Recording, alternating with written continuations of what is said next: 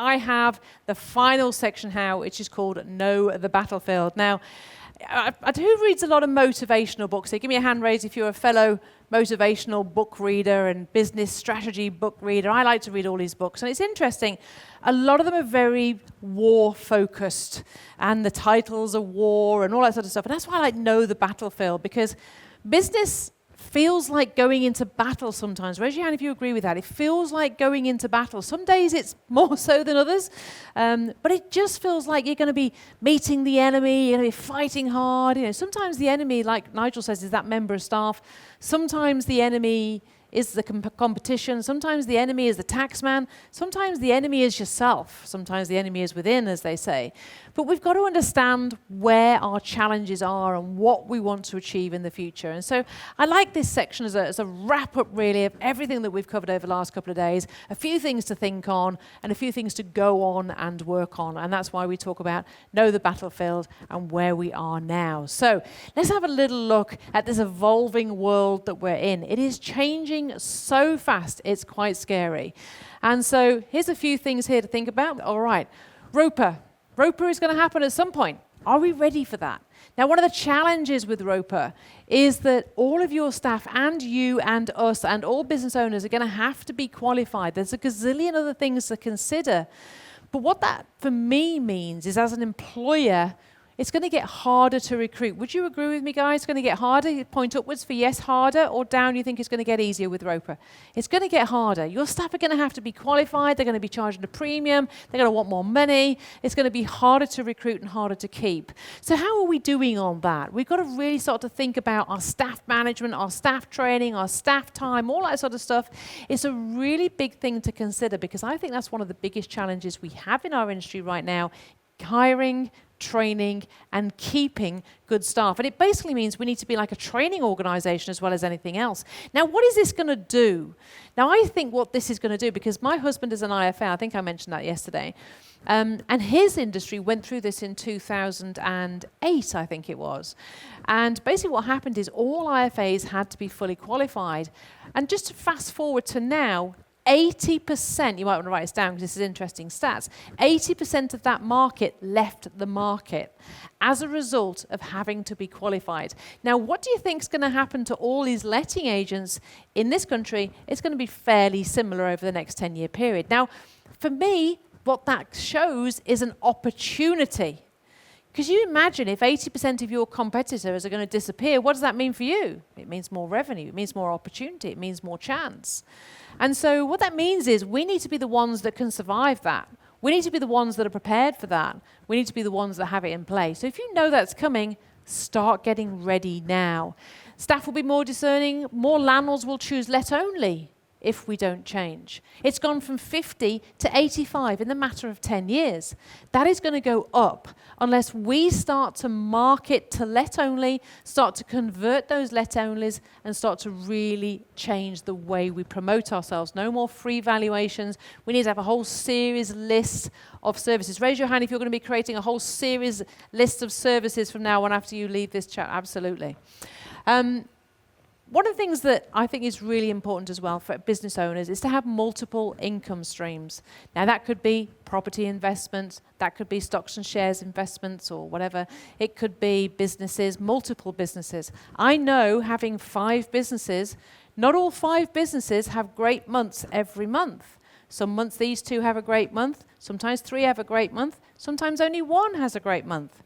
But all the way through, if you've got 5, you've got more chance there of surviving whatever comes, whether that be another COVID or whatever, Roper or whatever the case may be. Spread that risk. And so really start to look at you and where your revenue's coming from. Do you have a backup plan?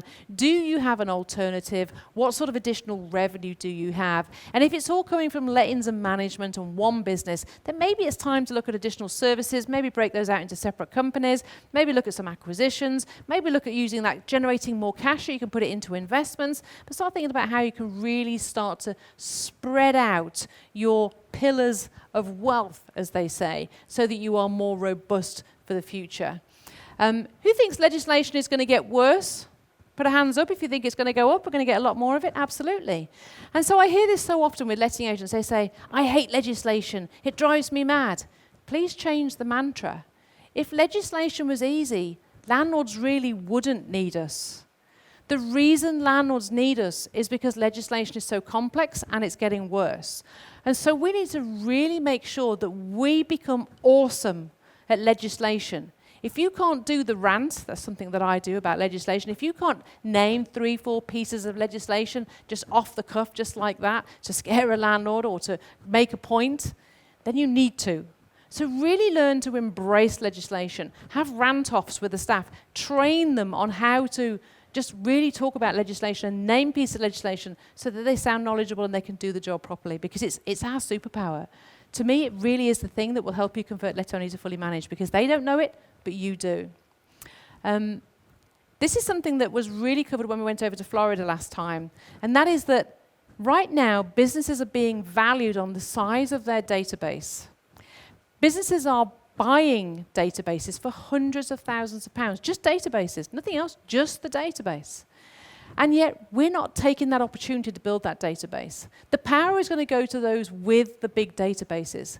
So if you do one thing after leaving the seminar, go and build yourself a database. Get yourself a CRM system, start plugging in all the leads, build that up, because you'll never have another problem again. If you're a brand new start company, that has to be your number one thing to do, is build up a database. And existing companies, you should have done it already, but if not, just get out there and do it now. You need to be building that database. That is going to give you the power. It's also going to give you scalability. It's going to give you a great asset. And here's the other thing to think about. Since social media marketing started about 14 years ago, it's more expensive now than it was 14 years ago. Do you think the cost is going to go up or going to go down, guys? Which way do you think it's going to go? Oh, it's going to go up. You're absolutely right. So the cheapest you will ever buy a lead for is now.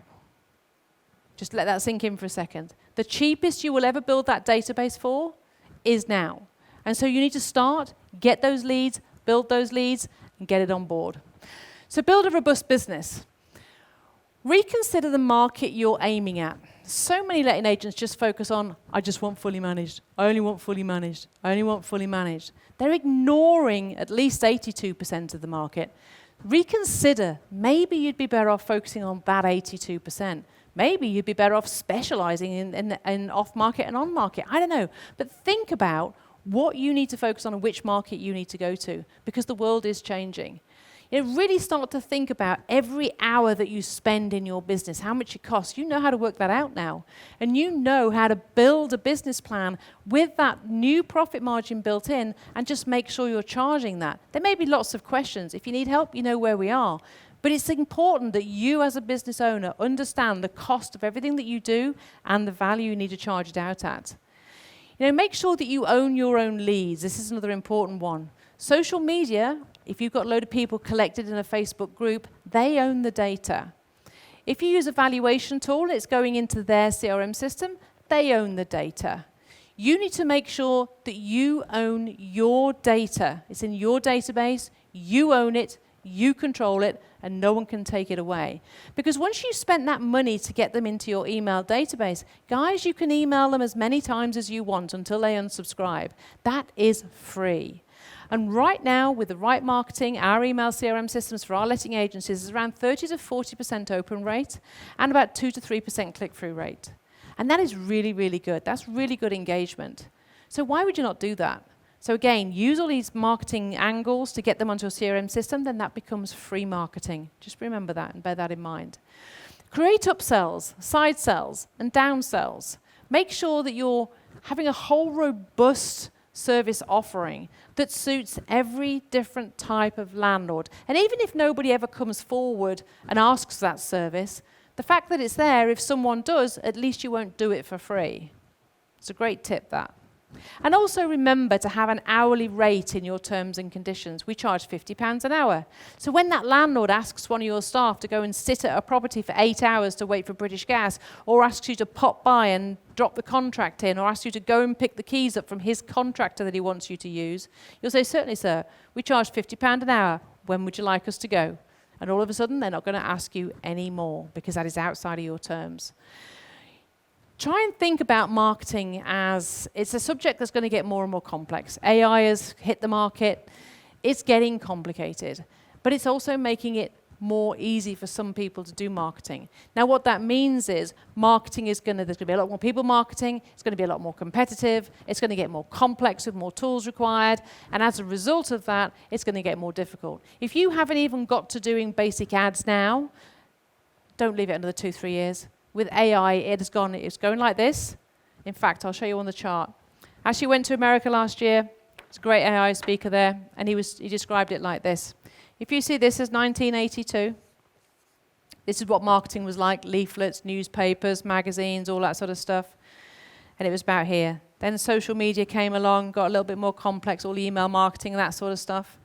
He said, and then here, and this was 2 years ago, he said, AI is coming.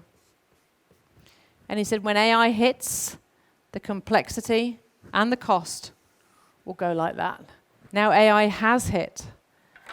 Ad spends have gone up. It has got more complicated. He's telling the truth, so just be careful. Do it now, because if you leave it, it's going to get even harder. Control your marketing. Build various marketing funnels. You know what a funnel is now. It's a digital lead generation system that involves ads, a landing page, a conversion mechanism, a follow-up call, all those things of the funnel. It's not just a landing page, it's all of that put together. If you do a webinar, it's not just a webinar page, it's the webinar page, it's the system within Webinar Jam, it's the call conversion, it's the Calendly link, it's the ads that drive traffic to it, it's the email marketing system, it's all of those bits joined up together. So get those built. And have at least 4 in your business for 4 different avatars. That way you know that you're getting a good range of clients. Because remember, we've got to prepare that battlefield. We've got to make sure that we have a good, robust business, that all of a sudden if the bottom drops out of that market or the bottom drops out of that market, then we're good. Make sure that you're focused on creating really strong, powerful ads. Ads are changing. The way you do ads now is different to how we did it a year ago, it's different to how we did 3 years ago, and it's totally different to how we did it 10, 15, or 20 years ago.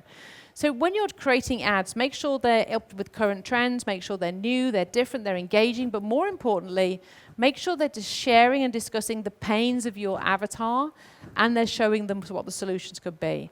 And that way you're going to drive people to your funnels, which will be really cool. Focus on the ROI, return on investment on ad spend. This is really important if you start running ads. Make sure you're understanding exactly what the return is on the money that you spent. You saw Gemma here talk about ROI, ROI, ROI. Once you dip your toe into the marketing world, that's all I want to talk about. And when I first joined, I was ROI, CPL, CPA, what's all this stuff mean? I don't know what it means. And what they're talking about is cost per lead, click-through rate, ROI, return on investment. You want to understand what that is, because if you're spending £10 a lead and all of a sudden you're spending £40 a lead, then that's a problem. So we have to make sure that we understand what we're paying for each of our leads so that we can track it, monitor it, and manage it. And if you can't do something yourself, which you shouldn't really be doing something yourself like ads management, go and find who the best in the business is and go and pay them. Because them part-time will be infinitely better than you full-time. Because that's what they do all day, every day. And that's why we have different people doing our YouTube, different people doing our ads, different people doing all sorts of different things. We outsource so much stuff. And we do that because we pay the best in the business. Right now, we have Rob sitting here in front of me, is on the camera, because he's the best in the business of getting this footage to you. And hasn't Rob been awesome, by the way, guys? Give him a thumbs up to Rob. It's been amazing, hasn't it? There we go. There you go, Rob. Give you a bit of a thumbs up. Hire the best in the business. What would I be like sitting on that camera? Or, Dawn sitting on that camera. I mean, she'd probably give it a go, but it'd probably have the lens cap on it or something like that. It wouldn't be very good. So it's about paying the best in the business when you need to get stuff done. Build your sales team. This is really important, and this is probably one of the biggest challenges that you're going to face when you're putting these leads together, because the people in our industry are really not very salesy. So this is one of the challenges that most people have had, is they get their lister, they get their neg to have a go at converting the leads, and they do okay, but they never do brilliant. When you get a real salesperson, and some people do have listers that are real salesy, but usually it takes someone that really just loves sales. They get excited by sales. They want to do the sell. Those are the people that you need on the phones, because it's hard work to sit there and make 67 calls a day, which is what we tell them they've got to do. 67 calls a day. You're not going to do that unless you love it.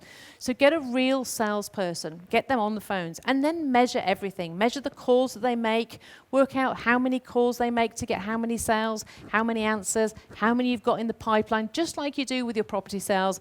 Manage and measure that exactly the same with your salespeople to make it work for you. And as it says in the second line here, make one person absolutely responsible for generating the sales in your business. If it's nobody's responsibility, if it's only one person's responsibility, it'll work. If it's everyone's responsibility, you might as well say it's no one's responsibility. If you say, right, everyone, can you do some sales for me? It's not going to happen. If you say, I want you to do the sales for me, and this is what I expect, it's going to start happening if they're the right person. So just bear that in mind. Set goals, set targets, set expectations. More importantly, set bonuses. If there's nothing in it for them, they're not going to do it. So you need to be rewarding and recognizing them for the effort of sitting there and banging that phone all day, every day. So just make sure you're rewarding them accordingly. Really focus on training for those conversion skills. It will not work if they just got on the phone going, hi, you attended our webinar, how did you find it? Was it good? Oh, brilliant. Just wondered, is there anything we can help you with at all? You may as well not bother, because that is not a proper scripted call. And so you need to make sure that you're using the right scripts, the right techniques in order to close and to convert from these things. If not, it's not going to work. I can tell you that now, it's not going to work. I had a chat in our AirX group last week, new BDM.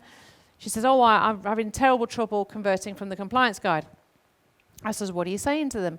She goes, I'm just ringing them and just, seeing how they're doing and, see if they want any help. I'm like, well, that ain't going to work. That's absolutely pointless. She says, no, it's not working. I says, right, you need to get the script, so you need to do that. Oh, right, okay. I'm like, crikey, crazy. It's not going to work. You have to follow the script. Otherwise, it just doesn't work.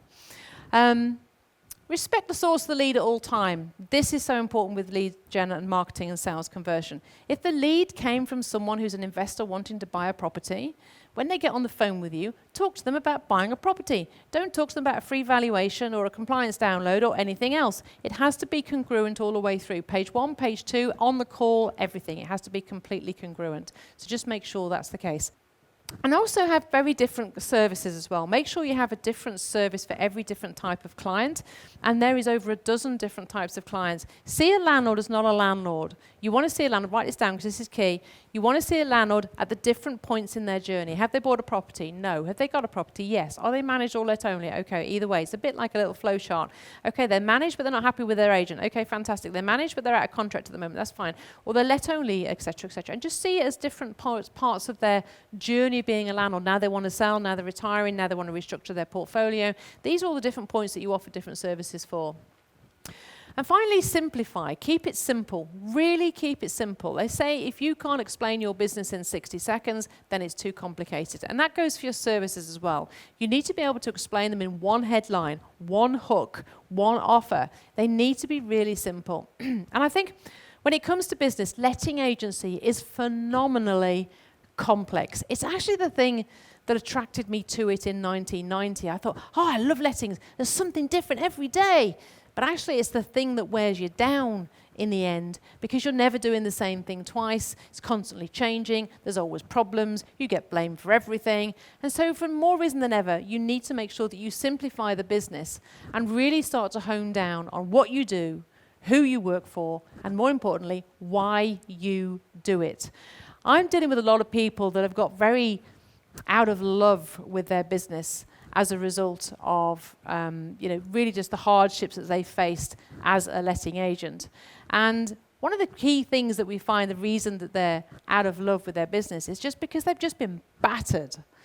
And so if you can start to identify the reason why you love what you're doing, then you've got more chance of staying in the business. And you're only going to do that if you're getting what you want from it. Most people, think about it, when you went into business, what did you want? What was your goal? What was your dream? What did you go around telling the family? This time next year, Rodney, we'll be millionaires. Or did you go around and say, I'll be able to spend more time with the kids? Or I will be able to have more holidays, darling? Or what was it that you said? And how's that going?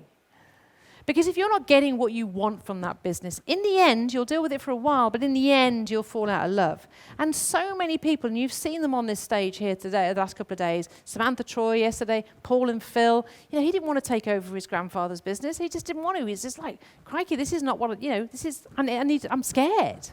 Samantha Troy, she's been doing it for 10 years, still working out of her daughter's car. So in the end, they just fall out of love. And so what is it you want from it? If it's money, if it's time, whatever it is, make sure you get that. And if that means working for less clients but earning more money, do that. If it means focusing on a particular type of avatar, because that's what you love to work with, then do that. Work out where you want to get the value and you're going to get the reward and recognition from. You are the boss at the end of the day. You have to make sure that you're getting what you want from it. Reanalyze your avatars. Focus on which ones you want and work on those. Reduce the noise. Cut out, and Nigel says it in Nigel's way, but he's absolutely right. If we've got toxic vampires in the office, we need to get rid. If you've got those DCs that are not right for you, then get rid of them. If we've got people that just suck the energy out of you and they're just really not helping, they need to go. But that also applies to clients. Raise your hand if you've had to sack a landlord. Raise your hand if you've got a landlord you want to sack. It's interesting, isn't it? Sack them. Just get rid of them. So start to squeeze the juice, focus on what you want, restructure your avatars, get rid of those toxic landlords, charge the fees you want to charge. They don't want to pay, bye-bye. And all of a sudden, you will start to run the business that you want to run, where people respect you, recognize you, the value that you give, and pay accordingly, which is never more important. Add to this the tracking of joy. And this is something that I heard. It was a talk actually in America a couple of years ago. What joy does every task give you? Just think about that for a second. If you were to go through everything that you have to do in a day, where's the joy? Do you enjoy opening your emails? Do you enjoy having the morning meeting? Do you enjoy motivating the staff? Do you enjoy doing inspections? Do you enjoy hiring and firing people? What is it that you enjoy? Do you enjoy doing the client accounting? What is it that you enjoy about your business? And if it's actually not being on the tools, you enjoy the higher level thinking stuff, then maybe that's a clue as to where you need to be. Because you know what? We only live once. It's a short journey. And we've got to make sure that we're enjoying it as best as we possibly can. I love being here helping you. And I love seeing Paul and Phil on this stage, and Harriet Kirby this morning, and Samantha Troy, and Sam and Adam. The changes they've made to their lives. Rhiannon and Sophie, phenomenal. It's just amazing seeing those changes. Like Sean, falling in his paddling pool or whatever. What was it? Jacuzzi. Falling in his jacuzzi, not a paddling pool. Sorry, Sean. I just love these stories of success. That's why I do what I do. Now, the energy just dissipates from me when I have to start doing the emails. And God forbid if Dawn starts talking to me about some maintenance thing somewhere, I can just feel the life force just disappearing out of me. It's like, no, this is not what I want to do. Can you do it for me? She says, yes. Great, awesome, and I'll be off again. So what is it that sucks your life force out of you? I don't know what it is, but do a list. And not only measure things in monetary value, but start to measure the things that you do with joyous value. And then you will start to see really where you need to focus your energy. And actually, when you start to discover all this money you can make over here, and you start to discover all these things you can do with business, I love the game of business, because business is a game. If I just tweak that, that happens. If I just tweak this, that happens. If I just do this, then that happens. What do you love? Write a list and start to work out on that. Cut out or outsource anything that isn't profitable. Cut out or outsource that anything is too technical. Cut out or outsource anything that you should not be doing. Get it off your desk and get the right people doing it. Systemize absolutely everything in your business. And finally, make sure that everything is done by the right pay grade. If you are the boss of the company, you should not be doing emails, and you shouldn't be answering the phone. And I don't care if you're just starting out today. When Richard Branson bought Virgin Airlines, did he start out answering the phones? Yes or no? Did he start out answering the phones? Yes or no? No, he didn't. So why are you? Well, I can't afford to hire a member of staff. You will never be able to afford a member of staff if you don't get off the tools. So you've got to put some investment in. Get some money. Start to grow that business in the way that you want. If you can't afford to hire a member of staff, outsource stuff. Find people that do it outsourced. People will do viewings for whatever amount and do inspections and images and check-ins. If you can't afford someone, just outsource as much as you can. Get you off the tools as much as you possibly can. It will absolutely change your life. And as your business gets bigger and you're running a bigger operation, allocate the task to the appropriate pay grade. If a landlord needs someone to go to court with them, it's not a junior member of staff. But if it's like to go and pick up some keys, it probably is. And yet, how many business owners do I find doing viewings, dropping off keys, doing move-ins? It's crazy. You're the business owner. That is not what you should be doing. Right? Elevate your status, get yourself into the right place, and working on the right pay grade. So build the business that you want, have the goal in mind, find the people that you love and that you want to work with. Now, you're the boss. Now, that means you get to choose who you want to work with. One of the things we do here at Agent Rainmaker, we're doing it a week on Saturday, actually a week tomorrow. We're all going off to Greece. I've hired a villa. We're going to go and spend a week there, and we're going to chill out, and we're going to make plans, and we're going to goal set, and we do all that stuff because we enjoy hanging out together. Do you enjoy hanging out with your team? And if not, then why are you still employing them? Just think about it.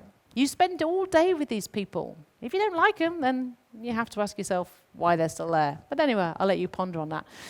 Remove the naysayers, the people that don't agree with you. Either convince them, convert them to agree with you, but at the end of the day, you pay the bills. So if they don't want to do the fee increase, they don't want to do this and whatever, I make the rules. And it's quite often when people go down this journey, there is a changing of the guard of staff in the office, so just be prepared for that one. Build a plan, stick to the plan, measure success and keep moving forward, but here's the one I want to talk about, pay yourself the king's ransom. So here's the thing, I'm going to ask you a question. Would you agree that as the boss, you carry the can? Give me a hand raise if that's true. You carry the can. You deal fundamentally with all the crap that comes from whatever happens. It's called vicarious liability legally, and that means that any staff member does anything, you're responsible. Now, if you're responsible and you carry the can, you carry the weight of the world on your shoulders. And therefore, if you carry the weight of the world on your shoulders, I believe you should get the king's ransom. What that means is you should earn the money that you are worth. You should earn your 250K, 300K, whatever it is that you need from that business, because you're worth it, only if you're doing the right tasks. And so therefore, make sure that you are getting the reward from the business that you know you deserve, whether that's holidays, dividends, salary. I don't know what it is for you. It's different for all of us. Some people, it's just time. But you make sure that you are getting the king's ransom for your business. Don't be doing this, paying the staff loads of money and you're not taking any money. You have to make it so that you're earning the king's ransom. Because if you don't, in the end, you'll become unmotivated, you'll become disengaged with your business, and the business will fail because of that. You have to be the most motivated person in the room. You have to be the most inspired person in the room. You have to be the leader. You have to be the one that makes a difference. Does that make sense, guys? Yes or no? Who fancies a king's ransom, by the way? Raise your hand if you fancy a king's ransom. That's what we're talking about. Pay yourself that money and don't be ashamed of it. Let's change the average wage in the UK of a letting agent being £40,000. Let's make it 120, 150, 200,000 pounds. Because really, I know the work you guys put in. It is phenomenal and you are worth it. I want to remind you, enjoy the journey. So many people get fixated on when I've made it, I'm going to have the big house. When I've made it, I'm going to have the big car. One thing you'll know about me, or you may not know about me, you'll never see me brag. I'm not like that. I don't wear designer clothes. I'm just not interested. I'm quite happy wandering around the garden with my dogs, riding a horse, or going to some weird backpacking trip and sleeping on the floor somewhere. That's what I love doing. I'm a very natural person. But I did used to have all those things. And what I learned was this. Actually, it's not about that. It's actually about the joy of actually achieving something is where the enjoyment comes from. Maybe you have to get there yourself to realize that self. Maybe you've already been there and gone past that. I don't know. But enjoying the journey is the most powerful thing you can do. Stop focusing on the goal and start enjoying now, because none of us are guaranteed tomorrow.